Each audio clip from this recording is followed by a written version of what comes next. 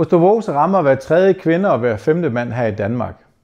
Man kan godt få medicin til det, og det er også en rigtig god idé, kaldt D-vitamin og nogle andre kosttilskud, som er med til at bremse osteoporosen. Men hvis du virkelig vil gøre noget ved det, og faktisk træne dig ud af osteoporosen, så har nyere forskning vist, at det er træning, og ikke bare træning, men det er tung styrketræning.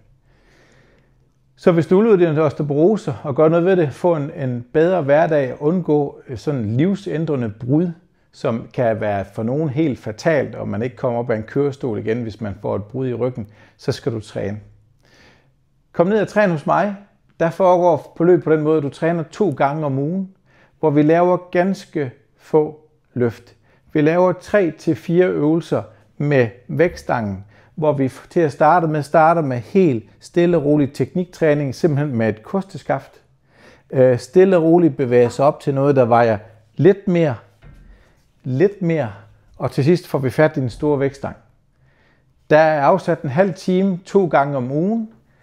Når du har været i forløbet et par måneder og mener, du kan klare dig selv, så kan jeg guide dig videre til min samarbejdspartner Styrke H, som ligger ude i Rødekro, hvor du kan fortsætte det træning. Eller et andet studie, hvor du egentlig er tryg ved at træne, og de har grej, du kan træne med. Så husk nu, træning er ikke svær, den er ikke kompliceret, det tager ikke 100 år. Det er 2 gange om ugen, 30 minutter, hvor jeg guider dig trygt igennem det, og vi starter helt ned fra bunden af, så du bliver tryg ved løftene. Til sidst, så vil du simpelthen føle, at du bliver markant stærkere, og du vil se, at din knogledensitet, din styrke, det kalder T-scoren, den bliver simpelthen forbedret.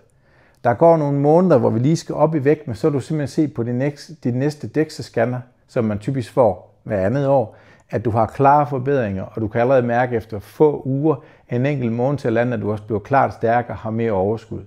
Så gør noget ved det. Følg den nyeste forskning inden for træning. Det er ikke at hive i elastikker, det er ikke at gå små ture. Det er at træne med relativt stor vægt, men hvor man har fokus på at starte helt ned fra bunden af. Så ændr dit liv, ændr din hverdag. Kom herned hos mig, book en samtale over telefon, eller kom ned, lad os få en snak omkring det. Og så skal jeg nok være med til at hjælpe dig ud af det der dumme trælse osteoporose. Ha' en dejlig dag.